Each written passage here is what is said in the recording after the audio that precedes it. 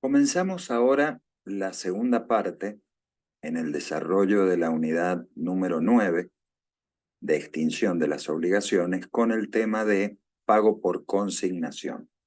Partimos de la base, obviamente, que frente al pago, como herramienta jurídica puesta a disposición del deudor para desobligarse y con el carácter extintivo del derecho del acreedor, que tiene el pago propiamente dicho, eh, también existe la posibilidad de que por algunas circunstancias el mismo se vea frustrado. Por diversas razones que vamos a ver más adelante, podríamos decir entonces que debe tener el deudor alguna herramienta a su disposición para que, frente a circunstancias que le impidan pagar, lo pueda hacer. Y en este contexto aparece el pago por consignación, en donde vemos dos situaciones posibles.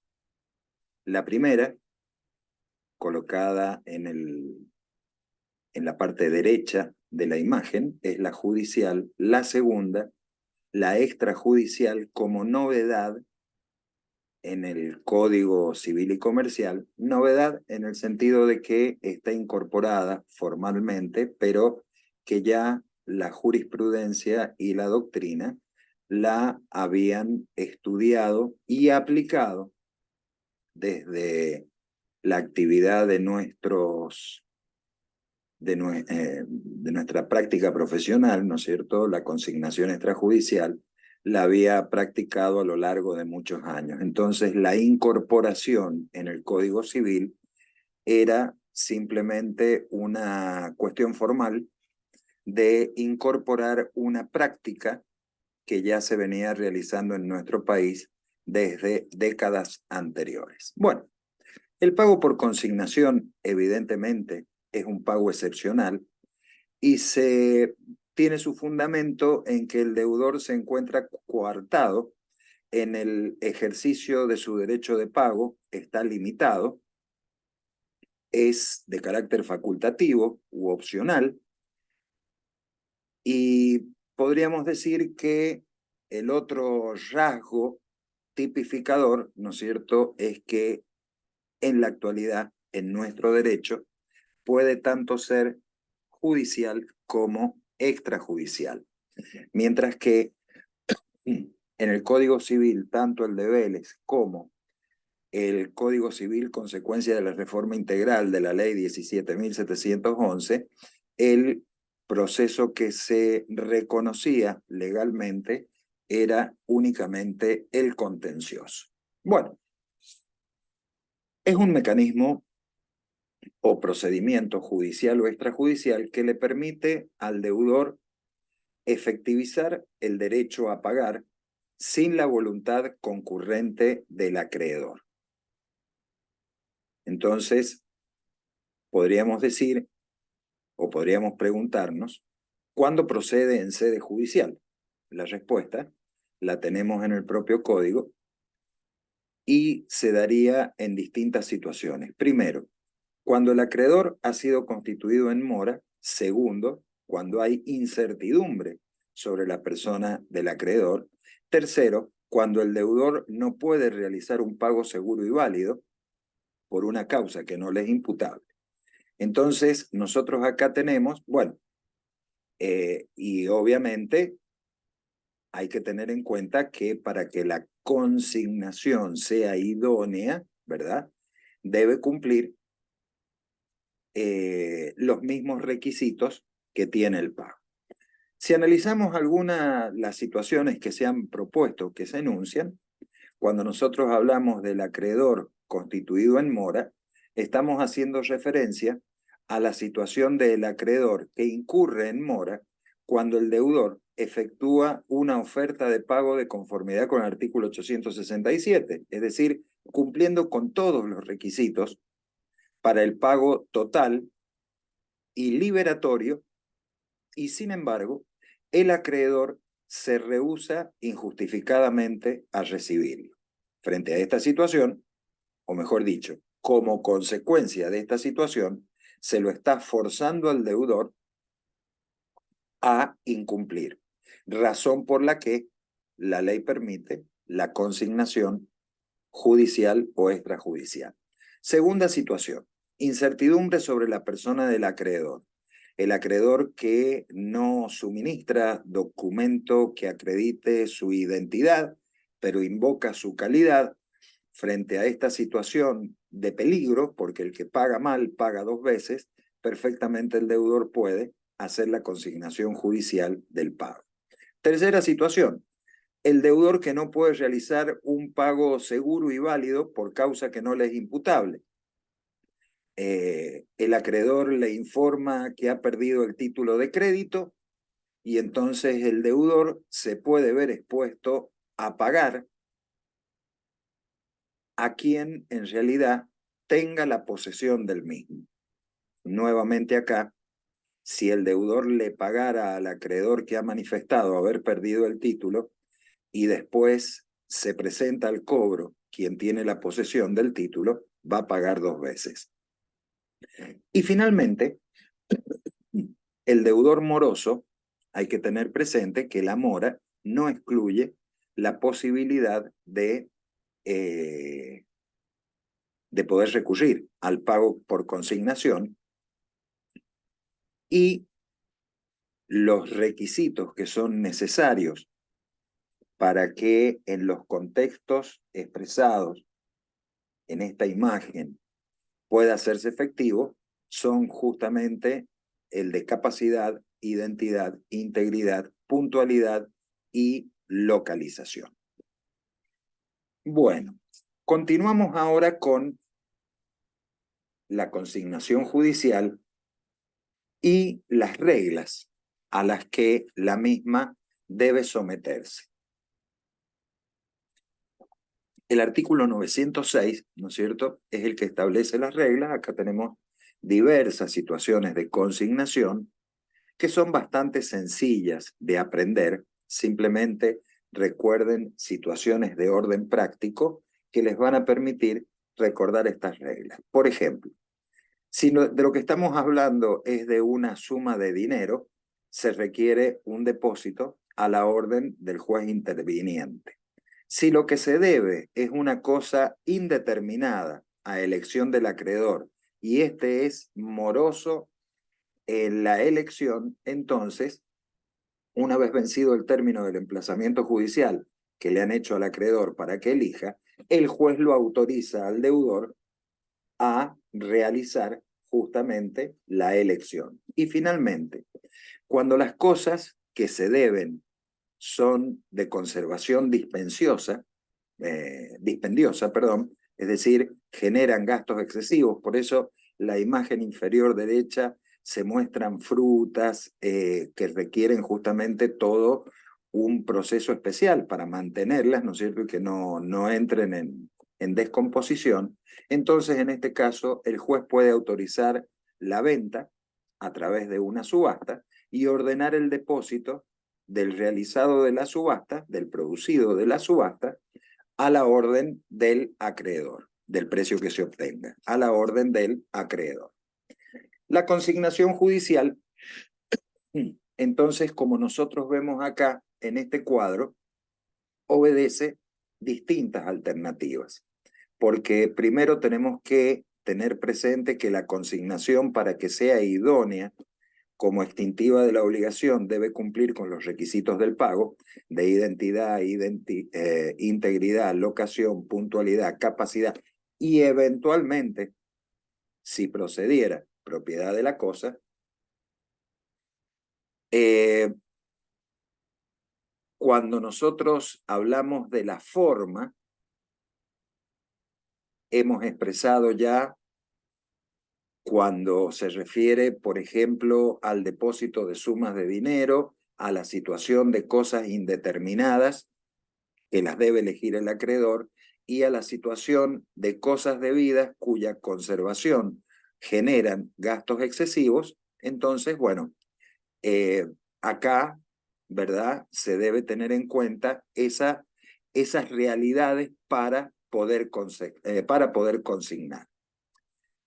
¿Qué efectos produce la consignación? Bueno, en el artículo 907 se determina situaciones posibles, ¿verdad?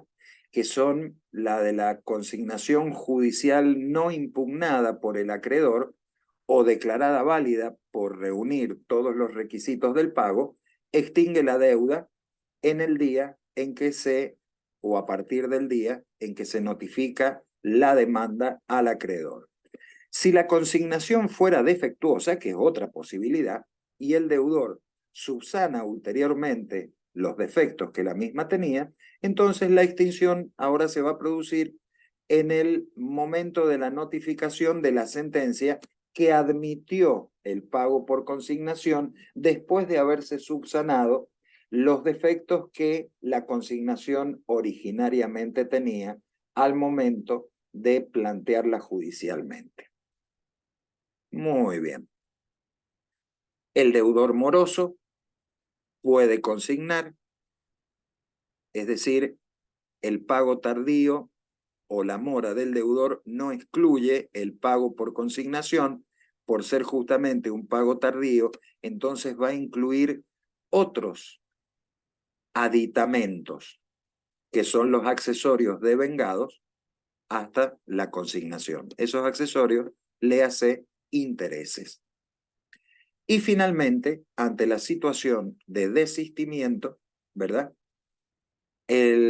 O ante la posibilidad de desistimiento, podríamos simplemente explicar que el deudor puede desistir y el desistimiento de la consignación debe ser planteado antes de que el acreedor la acepte o antes a la consignación o antes de que haya sido declarada válidamente. Bueno, si el planteo o el desistimiento se hiciera con posterioridad, solamente se puede desistir con la conformidad expresa del acreedor, quien en ese caso pierde la acción contra los codeudores, los garantes y los fiadores. Entonces nosotros en esta imagen podríamos decir que hemos hecho un resumen breve de la mecánica de funcionamiento de la consignación judicial.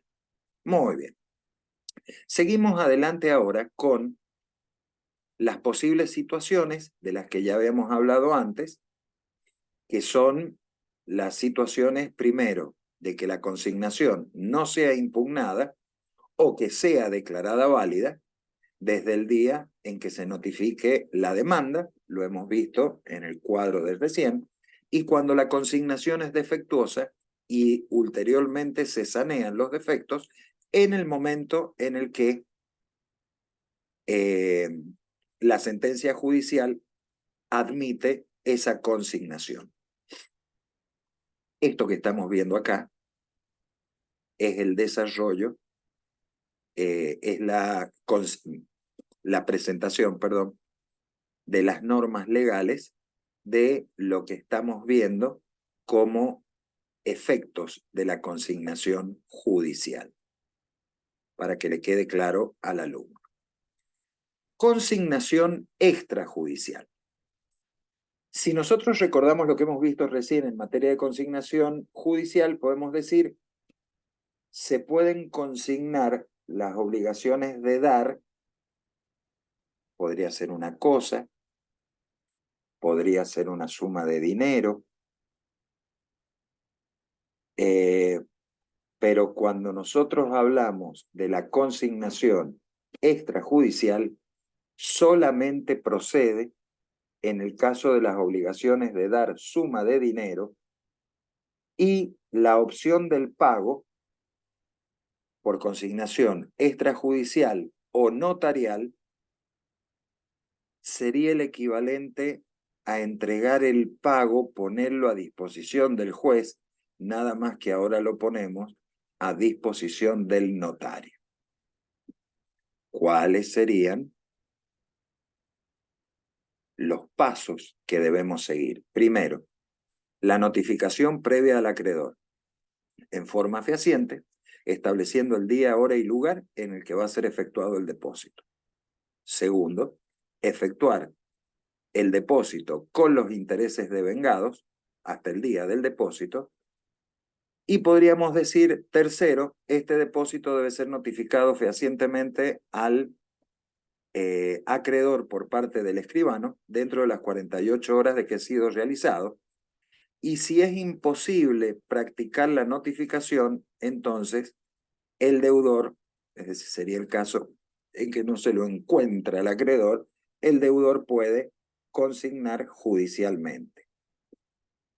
Finalmente, el acreedor no debe haber notificado previamente al deudor la resolución del contrato o haberlo demandado por el cumplimiento de la obligación, porque esta situación sería un impedimento para la consignación extrajudicial. Muy bien. Acá tenemos las distintas alternativas que se pueden dar, ¿verdad?, cuando se hace la consignación judicial. Entonces, la primera alternativa que se puede dar en la situación de la consignación de las sumas de dinero es que el acreedor acepte el procedimiento y recibe el pago, recibe el depósito, ¿no es cierto? Y está a cargo del deudor el pago de los gastos y los honorarios del escribano. Entonces acá se debe entender que los gastos son a cargo del deudor siempre que el acreedor no hubiera incurrido en mora. Bueno, segunda situación. La segunda situación es la de rechazar el procedimiento. El acreedor no está de acuerdo, pero retira el depósito. Y entonces, en este caso, es a cargo del acreedor el pago de los gastos y los honorarios del escribano. Porque en definitiva, está aprovechándose de la gestión que hace el deudor, aunque no esté de acuerdo con su efecto liberatorio. Y la tercera, bueno, y acá tenemos, voy a presentar el total, voy a presentar la imagen completa. Acá tenemos justamente cómo serían los pasos que se deben seguir y quiénes pagan los honorarios. Esto, obviamente que los alumnos lo pueden leer perfectamente y les sirve para poder comprender lo que hemos visto. Perdón que se demore la imagen, lo que hemos visto en las imágenes anteriores de la consignación extrajudicial. Salimos de la consignación judicial y extrajudicial y entramos en lo que se denomina pago por subrogación o pago con subrogación. ¿Qué es lo que sería esto del pago con subrogación o por subrogación? Podríamos decir que es cuando la prestación a cargo del deudor es satisfecha por un tercero y desinteresa al acreedor tomando su posición jurídica, sustituyéndolo en el ejercicio de sus derechos, acciones y garantías por disposición de la ley, por convención, hasta el límite de lo efectivamente desembolsado. ¿Se acuerdan que hemos visto antes pago?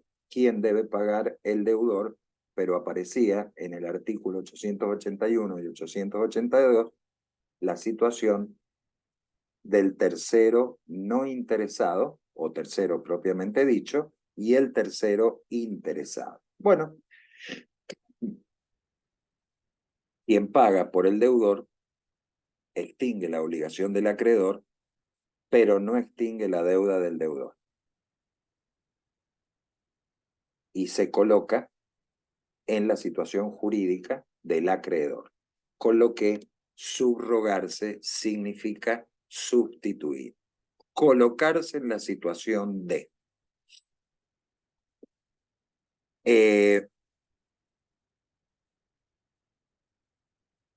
serían notas típicas de la subrogación: el carácter personal, que se requiera siempre la intervención de un tercero y que siempre implica un traspaso de los derechos del acreedor que ha sido pagado hacia el tercero que ha hecho el pago.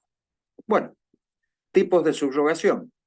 Tenemos la subrogación real, sería o se daría esta cuando, por ejemplo, yo reemplazo una cosa que es objeto de un derecho real de garantía por otra para que continúe siendo objeto de la garantía oportunamente otorgada. La subrogación personal, que es la que se daría en los supuestos que nosotros estamos analizando en este momento.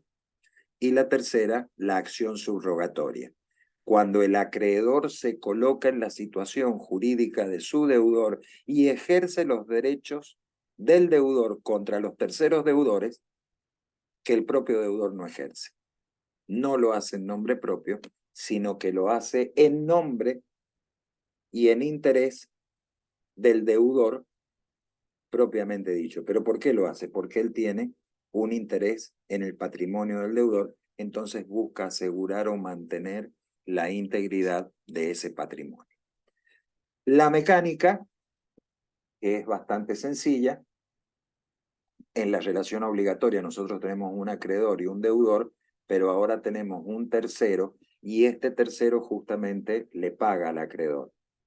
Al pagarle al acreedor se coloca entonces en el lugar que el acreedor tenía, porque se están transmitiendo todos los derechos y acciones del acreedor hacia el tercero que paga.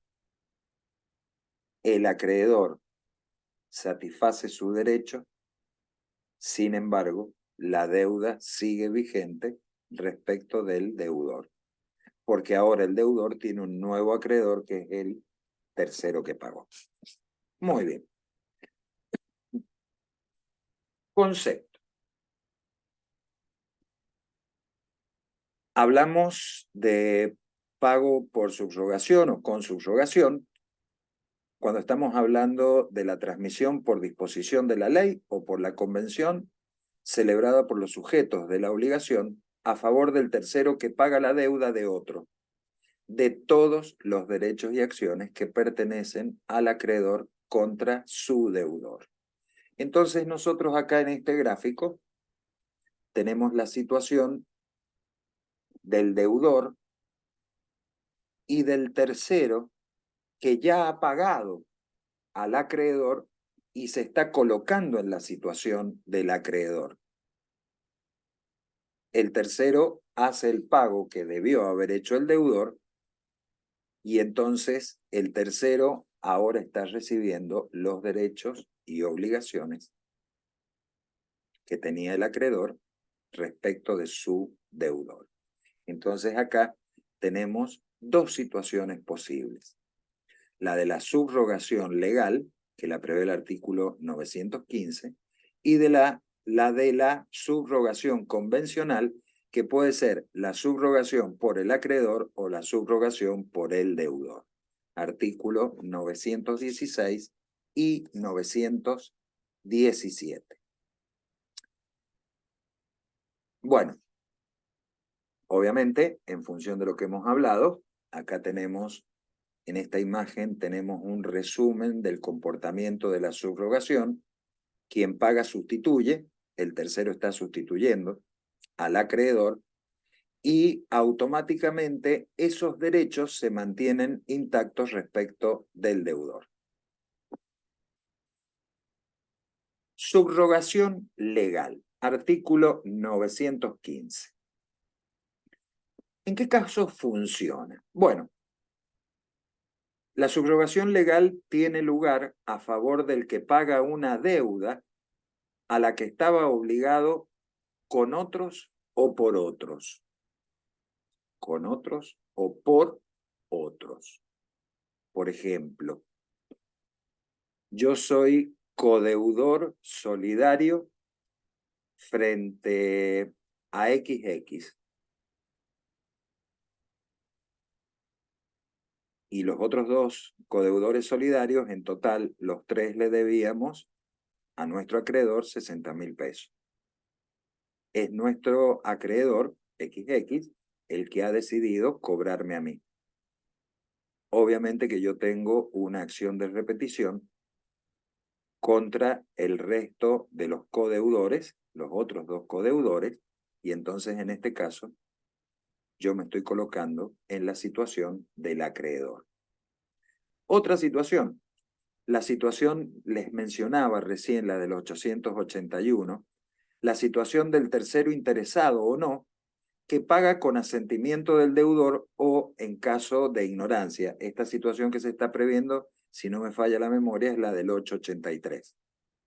Y también la situación del heredero aceptante con beneficio de inventario que paga con fondos propios una deuda del causante. Muchas veces se da la situación de que por cuestiones afectivas, bueno, en el caso de la tercera situación, nos remitimos a lo que se ha visto antes del 883, del pago por tercero. En esta cuarta situación, muchas veces en las herencias, el heredero que ocupa la situación jurídica del causante puede pagar bajo la cláusula, ¿no es cierto?, del beneficio de inventario.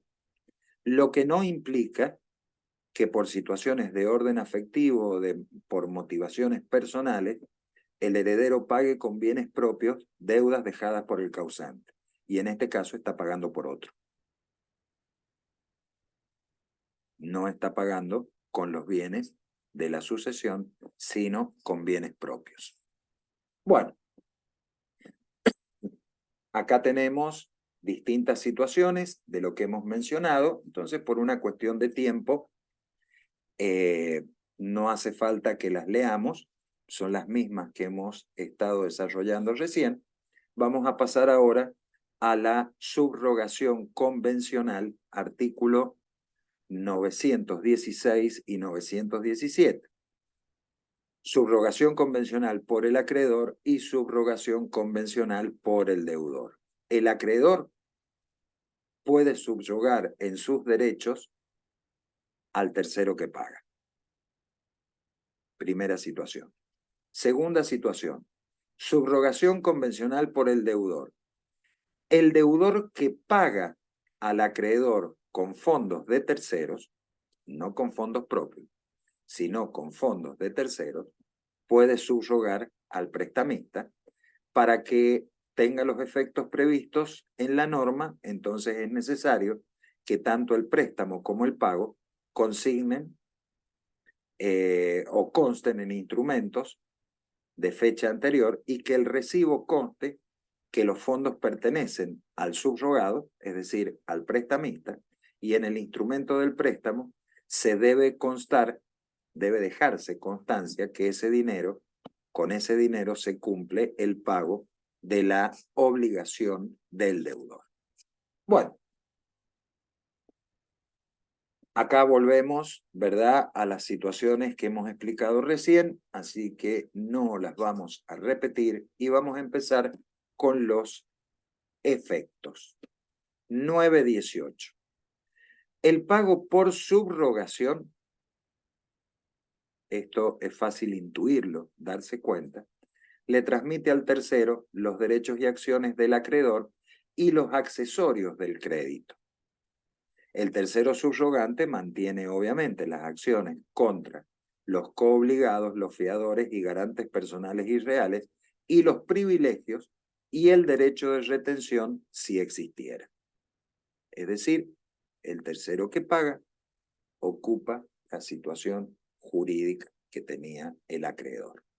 ¿Cuáles son los límites a esta extensión que nos da el 918? Bueno, primero, el subrogado solamente puede ejercer el derecho transferido hasta el valor de lo pagado, nunca por más.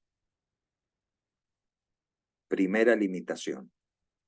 El codeudor de una obligación de sujeto plural solamente puede reclamar a los codeudores, a los demás codeudores, hasta la parte que a cada uno de ellos les corresponda cumplir. Es el ejemplo que yo ponía antes en la obligación solidaria con solidaridad pasiva. Y finalmente, la subrogación convencional puede quedar limitada a ciertos derechos o acciones que pueden, obviamente, van a estar definidos o determinados en la propia convención al momento de establecer la subrogación. El artículo 920 permite o prevé la subrogación parcial cuando se da el pago parcial y entonces acá el tercero y acreedor concurren frente al deudor de manera proporcional. Con lo que podríamos decir que la subrogación parcial en realidad implica una subrogación también parcial de los derechos del acreedor al tercero subrogado, en la medida del pago, la medida del derecho que le corresponde al tercero subrogado en la situación jurídica del acreedor. Pero ahora, como el pago no ha sido total, no ha habido exclusión absoluta por parte del acreedor, sino que es el acreedor y el tercero subrogado los que ocupan la situación jurídica de acreedores frente al deudor.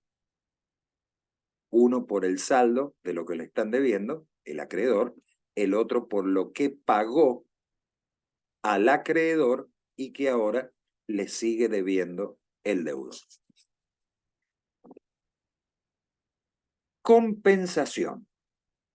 El artículo 921 del Código Civil establece la figura de extinción anormal de las obligaciones denominada compensación. Es decir, acá tenemos la situación, bueno, se explica en esta imagen, ¿no es cierto?, donde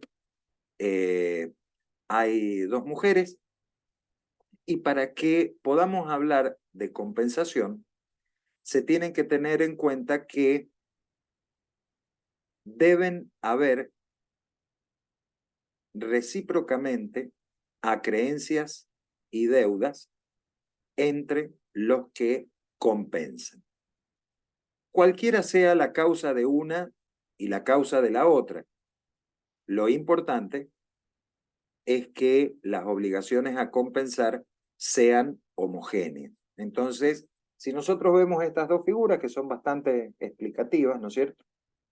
Karina le debe un préstamo a Alejandra por 1.000 pesos. Pero a su vez, Alejandra le ha vendido ropa, supongamos, a Karina por 1.500 pesos. Si bien son dos negocios jurídicos distintos, el mutuo y la compraventa, la deuda que nace de ellos es homogénea. Uno debe 1.000, el otro debe 1.500. Entonces acá lo que se compensan, deudas homogéneas, deudas exigibles, hasta el límite de la menor. Con lo que Karina estaría debiéndole a Alejandra 500 pesos. Son eminentemente prácticas las relevancias que tiene la compensación de las deudas.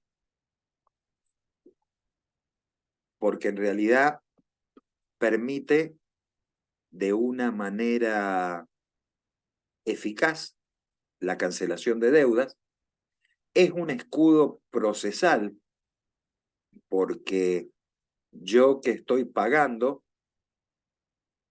no estoy sujeto a la incertidumbre de que el otro pague. Directamente anulamos nuestras obligaciones recíprocas hasta el límite de la menor y también tiene una función de autotutela porque yo me protejo del incumplimiento del co-contratante, de mi deudor, y él a su vez se protege de mi incumplimiento con la extinción de las obligaciones hasta el límite de la menor. Por lo que podríamos decir que es una herramienta de una gran difusión económica y además es un mecanismo de absoluto e indispensable uso en la extinción de las obligaciones del contrato de cuenta corriente mercantil y de cuenta corriente bancaria, es decir, el denominado clearing de crédito, donde cada uno de los bancos tiene la cuenta, tiene sucesivas cuentas de otros bancos, y cada uno de esos bancos tiene sucesivamente las cuentas individuales del resto de los bancos de la plaza. Entonces, si yo soy el Banco Mendoza y tengo un cheque del Banco Credit Coop, pero a su vez el Banco Credit Coop tiene un cheque del Banco Mendoza, no necesariamente yo le voy a transferir los fondos al Banco Credit Coop y el Banco Credit Coop me va a transferir los fondos a mí. Compensamos y al final de la jornada establecemos las acreencias o las deudas interbancarias para hacer la transferencia de los saldos. Muy bien. Clases de compensación. Puede ser la compensación legal, convencional, facultativa o judicial. Para que haya compensación legal, primero, ambas partes deben ser deudoras de la prestación de dar cosas ciertas. Segundo, de dar cosas genéricamente individualizadas por su especie y cantidad, o de dar sumas de dinero. Los objetos comprendidos en las prestaciones deben ser homogéneos entre sí. Y los créditos deben ser exigibles. No se puede compensar una deuda que hoy no está vencida. Disponible libremente, es decir, que yo tenga la posibilidad, ¿no es cierto?, de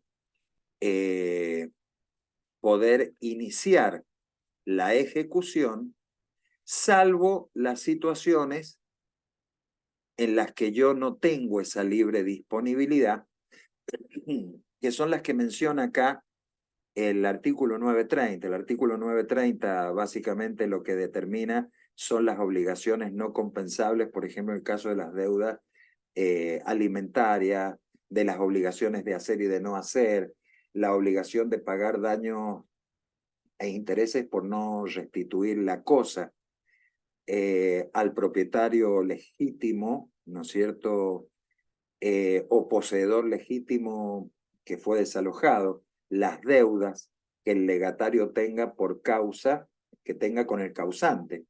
Si los bienes de la herencia son insuficientes para satisfacerlas, las deudas y créditos que se producen entre particulares y el Estado nacional, provincial o municipal, etcétera, etcétera, etcétera. Bueno, otra de las obligaciones que no son compensables, ahora que me estoy acordando, las del depósito irregular.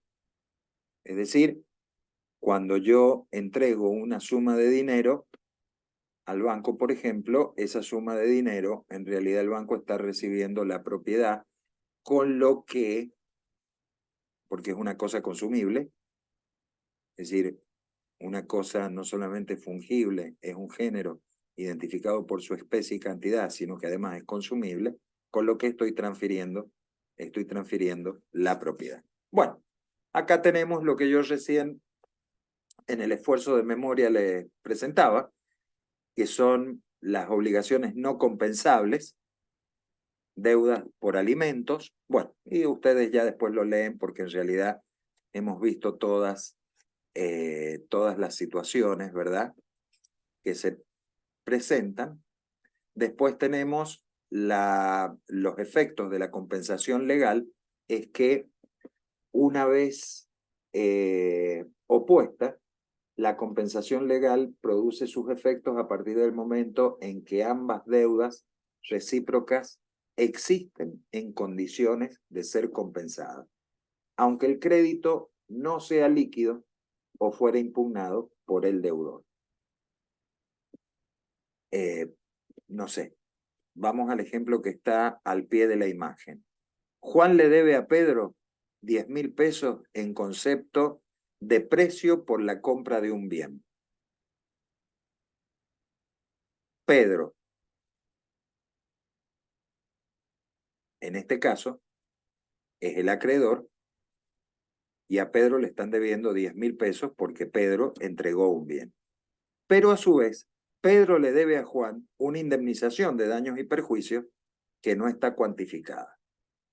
Es decir, acá tenemos un valor que no se ha cuantificado en una suma de dinero.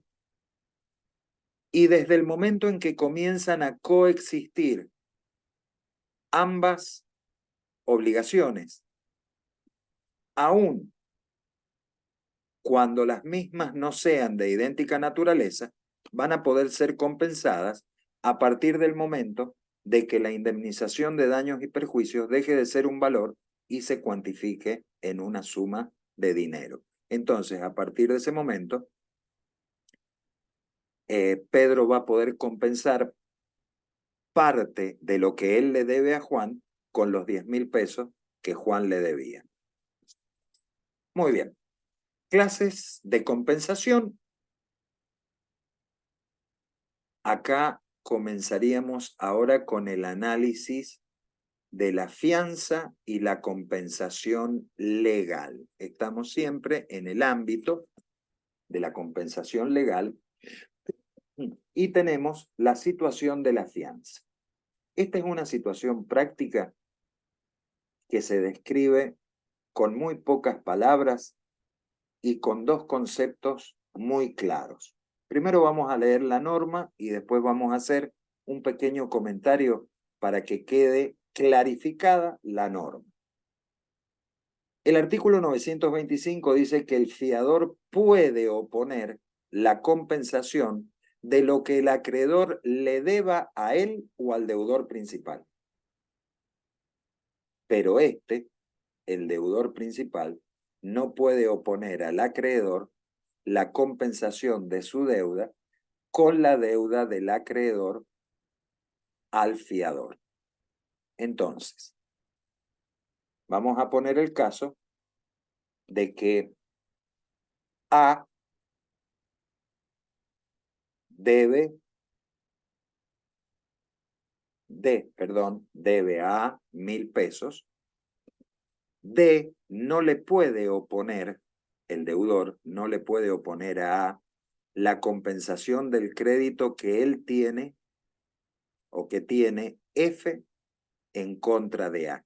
Es decir, el fiador le debe dinero al acreedor, entonces él ahora está pretendiendo compensar esa deuda con su deuda. Esa situación está prohibida. Sin embargo, el fiador sí puede oponer al acreedor la compensación de su crédito para extinguir la deuda del deudor.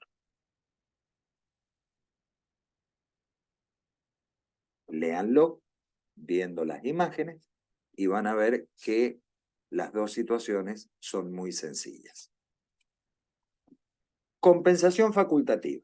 Cuando hablamos de compensación facultativa, obviamente nos estamos refiriendo a aquella que actúa por voluntad de una parte, facultad, y entonces sería cuando una de las partes renuncia a algún requisito faltante para la compensación legal o para que la compensación legal juegue a favor suyo, es decir, se pueda compensar para que nos entendamos, y entonces produce sus efectos desde el momento en que es comunicada a la otra parte. Y la compensación judicial se puede dar por vía de acción o excepción. ¿Se acuerdan que recién hablábamos de que cuando estamos hablando, de que cuando estamos frente a situaciones de compensación en las que se deban por obligaciones de distinta naturaleza, se lleguen a deber sumas de dinero, aun cuando en principio la suma de dinero todavía no esté determinada, como pasaría, por ejemplo, con el valor en la indemnización, una vez cuantificado, sí son compensables. Bueno, perfectamente en ese ejemplo la reclamación que hace quien tiene derecho al pago de los daños y perjuicios puede tener por contestación la defensa del accionado diciendo, él a su vez a mí me debe dinero. Cuando se cuantifique el valor de lo que corresponde al quantum de lo que corresponde a la indemnización, yo requiero que se reconozca lo que el damnificado me debe a mí, los 10.000 pesos que le debía, me parece, Juana Pedro. La compensación convencional tiene, obviamente en este caso, ya no estamos hablando de facultativa, uno la solicita. Ahora hablamos de convención. Tiene, en este caso, la particularidad de que son dos personas que por derecho propio reúnen recíprocamente las cualidades de ser deudores y entonces pueden extinguir las obligaciones hasta el límite de la menor, teniendo en cuenta obviamente el tiempo en el que ambas comenzaron a coexistir en condiciones de ser compensables.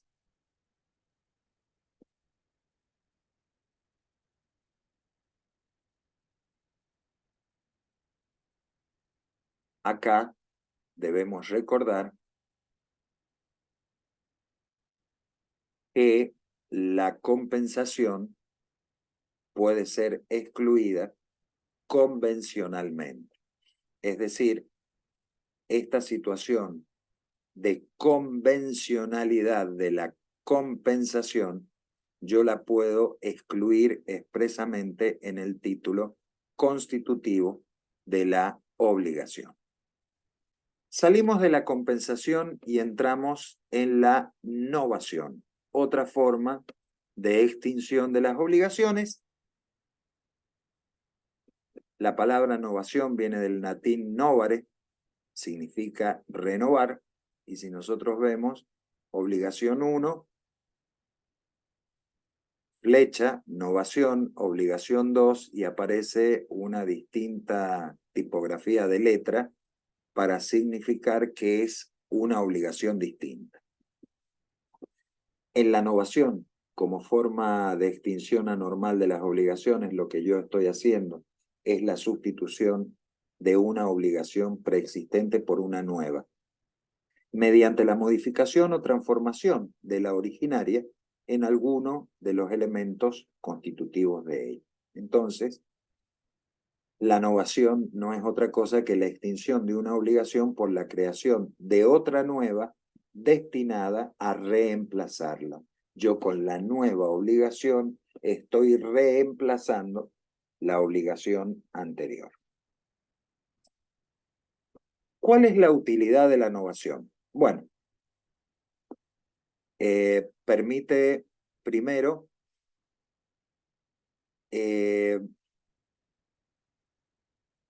tener presente que yo puedo modificar el plan prestacional.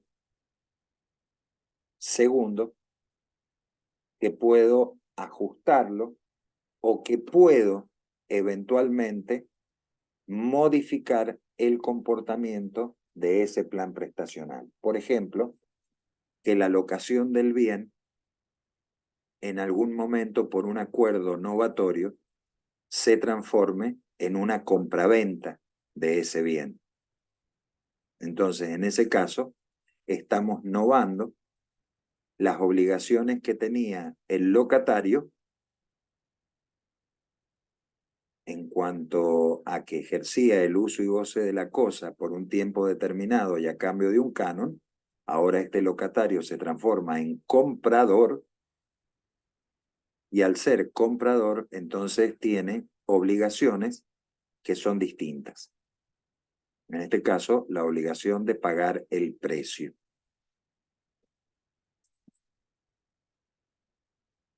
¿Cuáles son los requisitos necesarios para que haya novación? Primero, que existe una obligación. Entonces nos vamos a manejar en este comentario con la imagen de la izquierda y la imagen de la derecha, que responden los artículos 938 y 939, y vamos a ver que las redacciones son similares. Debe existir una obligación. Esa obligación, que ahora llamamos anterior al acuerdo novatorio, es válida o relativamente nula. No es totalmente nula, sino parcialmente nula. Que la obligación no se encuentra extinguida, no tendría sentido la novación de una obligación extinguida, porque no puedo cambiar lo que ya no existe. Si es condicional suspensiva, obviamente que no fracase después del acto novatorio. Y además que en el caso de ser condicional resolutoria de carácter retroactivo, es decir, que la condición resolutoria determine expresamente que se aplica desde el inicio de la obligación, esta no se cumpla después de la novación. Obviamente que si falla alguno de estos requisitos, no puede haber novación. ¿Y cómo va a ser la nueva obligación? Bueno, en la nueva obligación vamos a tener una obligación válida o relativamente nula. Si es condicional suspensiva, que no fracase, y que en caso de ser condicional retroactiva, esta no se cumpla después de la novación. Es decir, nosotros ante estas situaciones podríamos decir que subsisten ambas obligaciones si se diera alguna de las situaciones que prevén tanto el 938 como el 939, y en ese caso no habría novación. Animus novandi. Para que haya novación, y esto es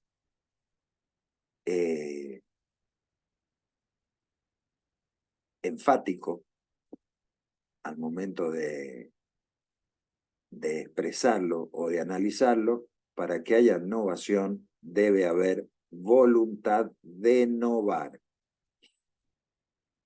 Como lo dice el 934, que está en la imagen central de fondo negro, es un requisito esencial de la novación. La novación es un acuerdo de voluntades. La manifestación de voluntad de novar debe ser clara e inequívoca, aunque no necesariamente sea formal o solemne. Pero el animus novandi debe ser inequívoco. Puede, obviamente, manifestarse en forma expresa o tácita y probarse por cualquier medio de prueba, y en las relaciones de consumo la novación es siempre interpretada con carácter restrictivo. ¿Qué requisitos son necesarios para que haya novación? Bueno, básicamente el animus novandi en alguno de los elementos constitutivos.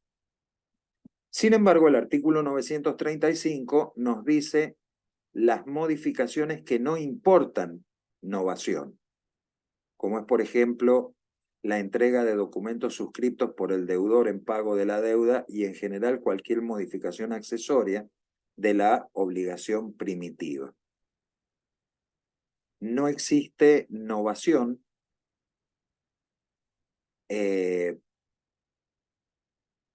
cuando, por ejemplo, yo estoy incorporando, acá tenemos la imagen, cuando yo estoy incorporando o sumando fiadores o codeudores.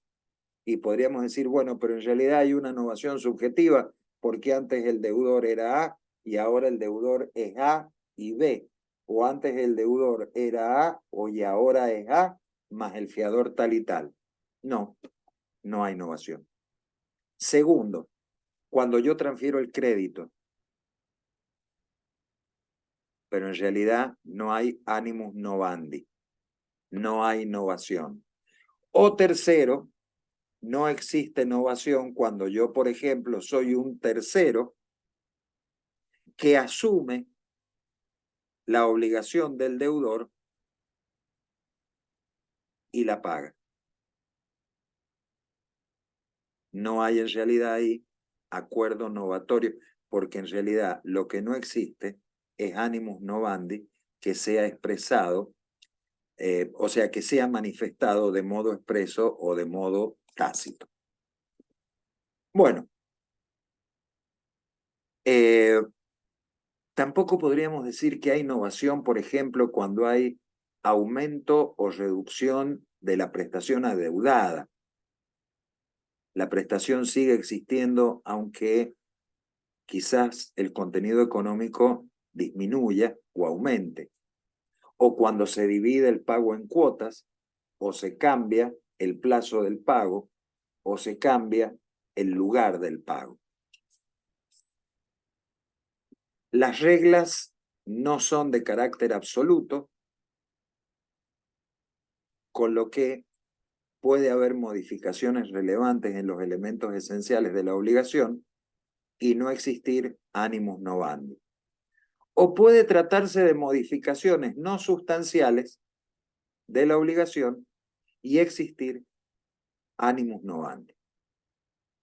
En consecuencia, yo diría que el elemento definitorio de la existencia de la novación justamente es el aspecto subjetivo. Podríamos decir que cuando la decisión de la voluntad de las partes está orientada a extinguir la obligación anterior de modo tal de que se dé nacimiento a una nueva obligación, estamos en presencia del animus novandi. Y esa es la situación trascendental. Bien, ¿cuáles serían los tipos de novación? Podríamos decir que tenemos dos situaciones de novación, la denominada novación subjetiva y novación objetiva. El 936 nos habla de la novación por cambio de deudor y el 937 de la obligación de la novación por cambio de acreedor. Es decir, tanto una como la otra requieren el consentimiento del otro sujeto de la obligación. En la novación por cambio de deudor puede ser a instancia del acreedor, la expromisión, o a instancia del propio deudor, la delegación de la deuda. Si falta el consentimiento del deudor o del acreedor, el tercero que ingresa a la relación y paga, entonces está en la situación jurídica del tercero que paga. Artículo 881 y 882, que hemos visto con anterioridad en esta unidad. Novación objetiva. Bueno, acá tenemos una situación clarificadora en el sentido de que estamos sustituyendo un objeto por otro.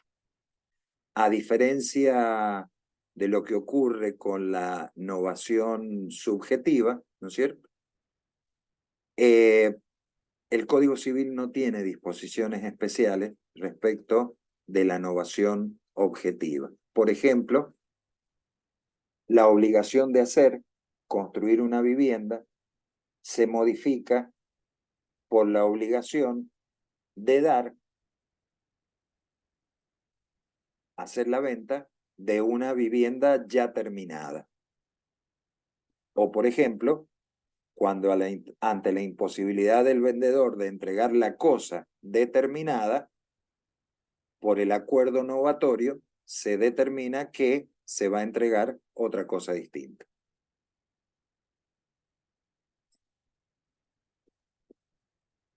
Obviamente que el acuerdo novatorio extingue la obligación preexistente, pero no necesariamente se extiende a los accesorios de la obligación inicialmente asumida.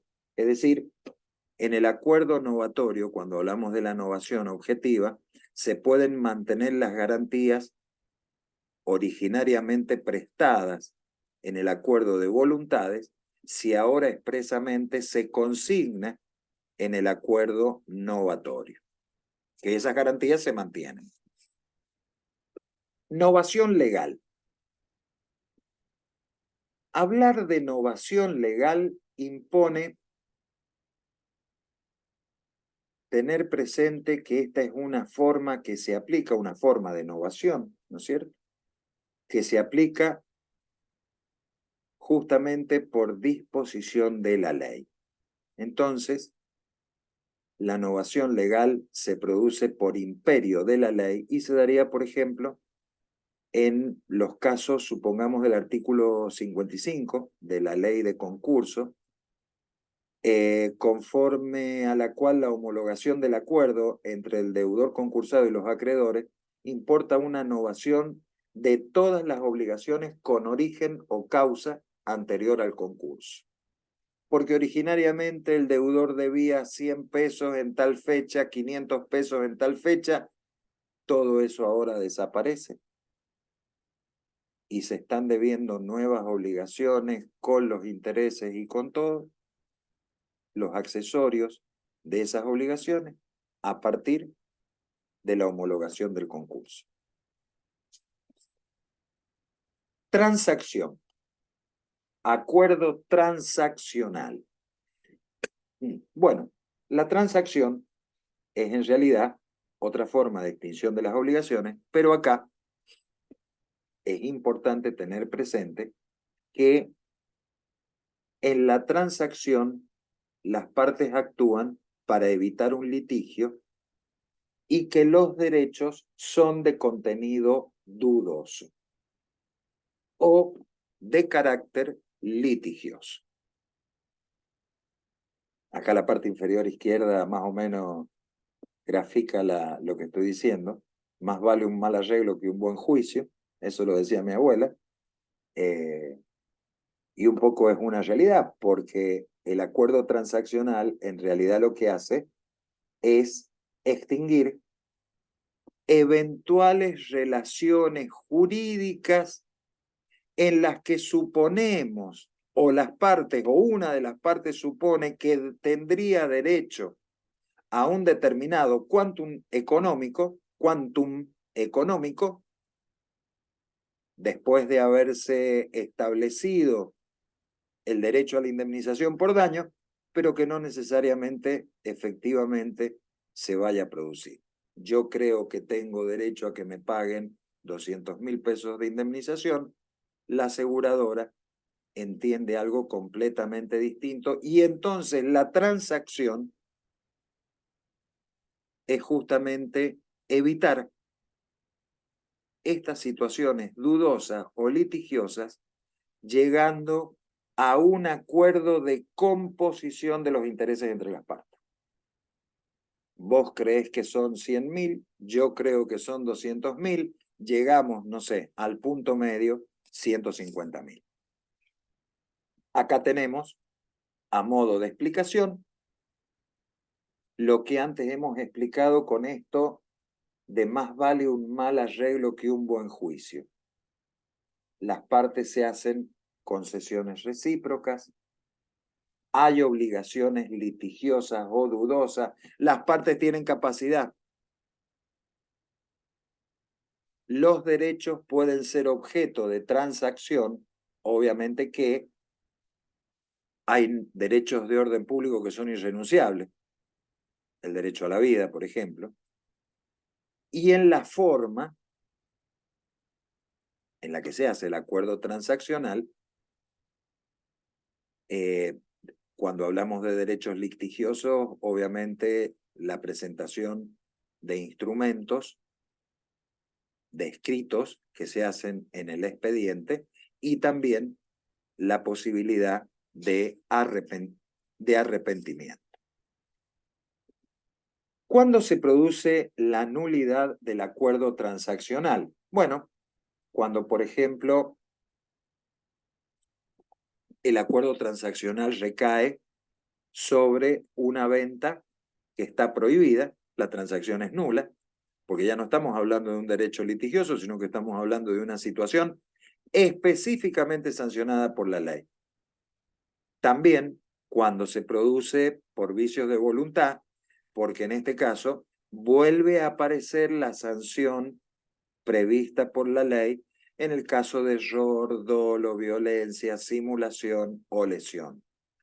Y la situación de nulidades especiales en las que tampoco podemos hablar de acuerdos transaccionales. Por ejemplo, actos o títulos inexistentes o ineficaces,